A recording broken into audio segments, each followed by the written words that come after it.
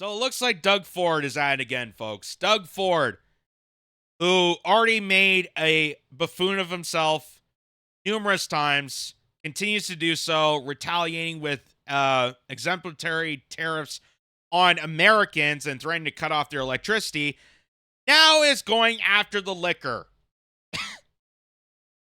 I don't know what this guy problem is with liquor. I don't know why everything is so, alcohol focused in his policies, but he's doing it again, folks. He's doing it again, folks. So True North stated that Ontario Premier Doug Ford warns that if tariffs are imposed, the U.S. will feel the pain as Ontario will remove all U.S. alcohol from the LCBO stores. You will feel the wrath. The wrath. You will not get your Kentucky bourbon on our shelves. Ah!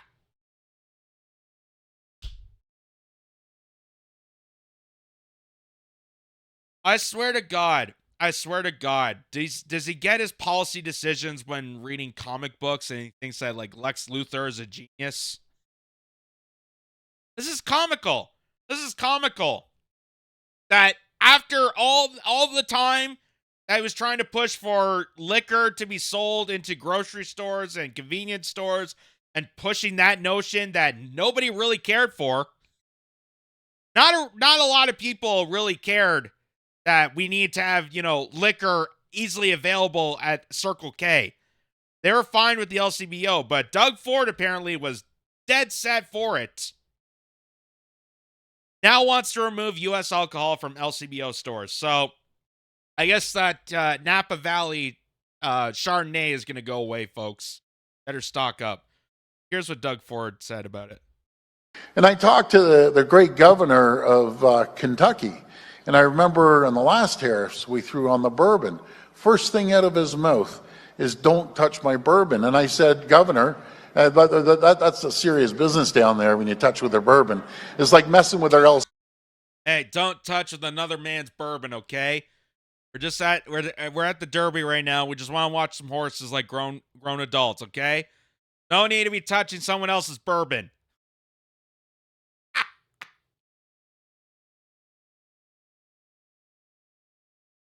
Just sounds dirty when he says that. Hey, Governor. Don't be touching my bottle. And I talked to the great governor of Kentucky, and I remember in the last tariffs we threw on the bourbon, first thing out of his mouth is, "Don't touch my bourbon." And I said, "Governor, that's a serious business down there when you touch with their bourbon. It's like messing with their LCBO." So I said, Governor. So I'm going to mess with both. This is, really. This shows how pathetic this guy is. Talking to the, governor of Kentucky, hey, he's saying not to mess with the bourbon. Hey, I don't want to mess with your bourbon the same way you don't want to mess with my LCBO. I got it. Let's screw up both of them. Yes. Ford power in action.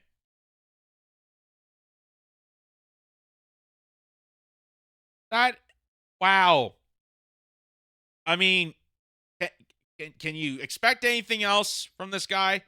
This is from the brilliant mind that decide, hey, at a time where inflation's high, cost of living's high, no one can really afford anything. Instead of, just repairing the roof of the Ontario Science Center, which could have saved a bunch of money, no, let's just destroy the whole building and then sell the land of Ontario Place off to developers to possibly at some point build a futuristic science center, which I'll probably never see in my lifetime. Okay?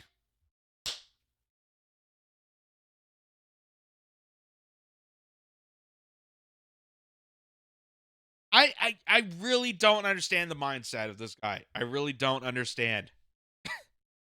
There's more. You got to talk to your president, because the first thing we're doing, we're getting your bourbon. And I've sent a direction to the LCBO, these tariffs come, to clear off every bit of U.S. alcohol off the shelves. Let's start promoting more Ontario-made wines and and the vodkas and spirits. That's what we need to do. We're the largest. By the way, they already do that. They already go to an LCBO. They already promote Ontario-based and Canada-based wineries, distilleries, beers. That's why we have an LCBO. That's why we have that available. And that was what was causing a lot of the spur when it came to the decision of him trying to approve the fast tracking of convenience stores selling alcohol. Is because mega corporations may have already had deals with the United States and they're going to refuse small businesses. But at least with the LCBO, when it's in that kind of area, when it's in that business, they're going to reach out a bit more to small businesses. And the LCBO, a portion of that money, the profits that come from the LCBO stores, goes back to the province. Goes back to the province to help with subsidies for those small wineries. So Doug Ford retaliating against the LCBO, saying, hey, you're not going to cover American booze and alcohol sold in our stores. You're just attacking more of LCBO. You're attacking more of LCBO because they're already promoting different distilleries, different wineries here in Ontario, here in Canada. But him just it's so stupid. Really just so stupid. Largest purchaser of alcohol in the entire world. They will feel the pain. I will make sure I communicate this to our other premiers that they should be following suit. This is I'm sorry? Yeah, we will. We'll keep going. Canada's not for sale, as we say up here, right? So. Canada's not for sale. That seems very different from when you were running for Premier of Ontario and you said Ontario is open for business. Meaning that he wanted America's businesses to come and immigrate into Ontario. Now here he is. No, we don't want your bourbon. We don't want your Napa Valley wines. Because Trump is a meanie. And since I don't want to actually talk to the guy and negotiate and find a conclusive argument that is beneficial like Daniel Smith did, that crazy knucklehead, I'm going to cut off the beer supply and the alcohol of from America into Canada, and it's going to affect consumers. So I'm going to screw America and Canadians at the same time. Yay!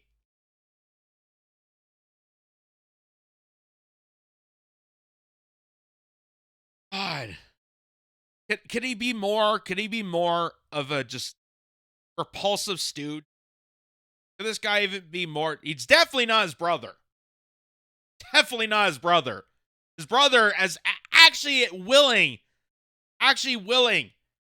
to negotiate and problem solve. And you saw the latest video that was showed about Rob Ford, the late Rob Ford, the mayor of Toronto, the former mayor of Toronto, where when he was mayor, he was actually looking to save money through cutting back the expenses of his cabinet, his staff, the people within city council. Hey, it doesn't make sense that they're getting free tickets to the Toronto Zoo and people can't afford to give a hot meal to their family members. Why are we splurging special privileges for city councilmen? Why are we doing that? They're going to get cut off. But what does Doug Ford do? He does the exact opposite. You're going to get cut off, and my developer friends, people within my government, people, city council, you guys are going to get the perks. So, here, just to show people, so it says, it's clear Doug Ford has no idea where LCBO revenues come from, says OPSEU. So that's the union representing LCBO. This was during when they went on strike last summer. It says, disputing the premier's claims that LCBO makes money on wholesaling, OPSEU says retail accounts for 79.4% of profits. He should know this valuable asset, making a lot of money for the province. Well, Exactly. Doug Ford is supposed to be this businessman. He's supposed to be the tough guy from Etobicoke. And yet every time there is a business proposal or some sort of mediation that he needs to do the business acumen of negotiating, he flakes out. He either flakes out or he caves to the lobby front, or he just absolutely makes an absurdity of himself. And here's just another example. This was last summer when the LCBO went on strike. And this is about the time when he was going to fast track and, as approved, alcohol sales within convenience stores to screw the LCBO workers. Listen to this. I want to stop a myth that's out there. When this strike was on, we're losing $2 billion, the world's coming there. No. We don't make money there. We make money on wholesaling. Make it very clear. We make money on wholesaling. We're already the wholesaler. It makes no sense. He's a businessman, and he should know that this is a very valuable asset that makes a lot of profit for the province. Exactly. LCBO is the wholesaler. LCBO is the business. They're already doing the wholesaling job. They're buying from these wineries and distilleries all across Canada to sell in their stores. So they're doing the wholesaling business for those suppliers and then selling in retail. And the retail industry, the retail part of it, is the one that makes the most profit. And if you screw around the retail part of it, that's how it screws over LCBO. And LCBO contributes a lot to the province. That's why it's a government-run facility.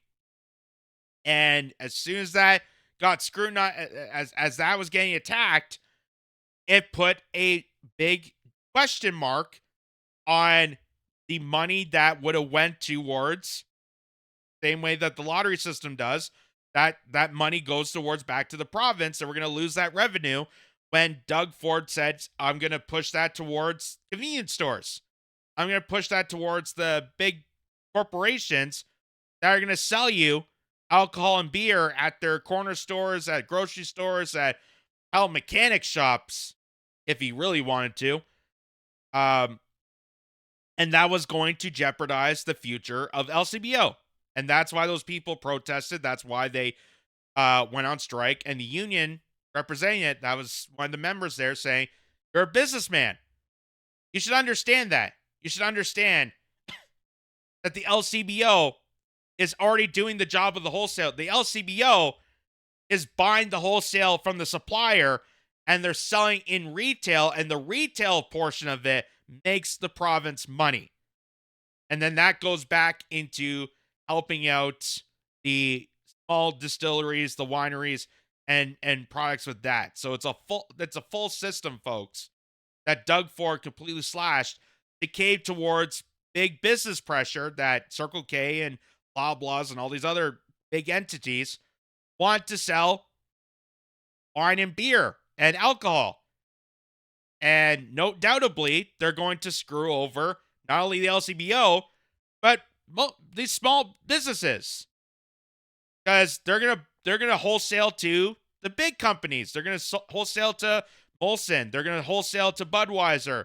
They're gonna wholesale get their supplies from Coors Light. They're not gonna reach out to random distilleries in Canada. They're gonna go from the big, huge chains because they probably already got business deals with them. So, exactly, Doug Ford is the businessman of this. Doug Ford is supposed to be this tough guy from Etobicoke, yet fails to understand that. And fails to understand that his insane politics, his rhetoric of saying he's going to save money and it's going to put back money in the pockets of Canadians and Ontarians, every single decision he's made has made it worse for Ontario and has cost Ontarians more. Just like his proposal to build a new science center instead of just fixing the current one.